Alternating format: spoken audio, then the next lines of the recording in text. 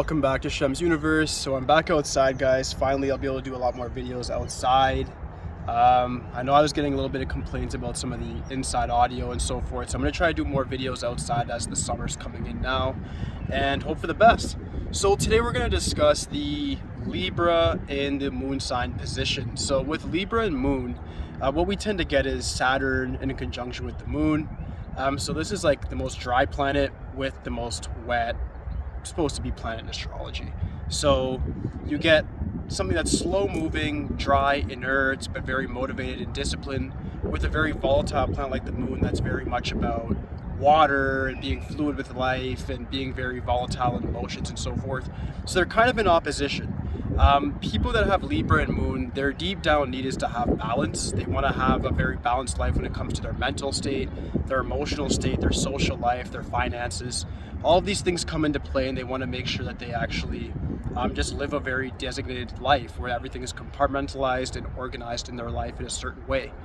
This isn't always the case. Subconsciously, they do want this. It would really differentiate between what their sun sign is, if they're actually going to live a life like that, or if it's going to be something that's completely different. But needless to say, if you want to know more about that aspect of it, just ask me for a report. I can help you out with that there. More specifically on Libra moons though, if you have this as your moon sign, just understand it is your subconscious self. It is the self that you might not even be quite aware of, but it's motivating your desires and what you do each day based on choices within different circumstances. So you just want to make sure that you are understanding that you do require balance. Like if your life is unorganized and scattered and sort of chaotic, that's fine, because with chaos comes order, with order comes chaos. But just make sure that you do control your life to a sense of understanding that there's things that you can control and things that you cannot. And just make sure that the things that you can control, you do. Things like keeping your room clean, things like making sure your house is in order, things like making sure that your finances, even if you don't make a lot of money, is being budgeted properly, will make a very, very big difference within your mental state and actually make you feel a lot better about how life is going in the meantime. But that's just one argument. The next one would be, if you do have a life that's already very organized, but you still feel like unfulfilled, you can also look to get more money.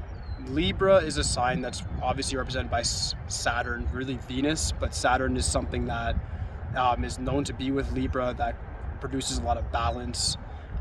It's the two scales, so it really is the representation of Saturn. I always say Saturn's exalted in Libra because of this case. I don't want to confuse you guys, but make you guys think that Libra is actually governed by Saturn. That's not 100% true. It's more so governed by, of course, our favorite planet, which is Venus, which is all about love, beauty, cosmetics, etc. But Saturn does get exalted there, meaning a lot of Saturnine traits are shown through Libra. And this is not a very popular opinion, but it's the truth. And both sides of it, from Eastern and Western, you notice that Saturn does have a fair play with Libra and shows its signs just through things like being steadfast, mentally resourceful, very pragmatic, and obviously just having balance and justice within everything.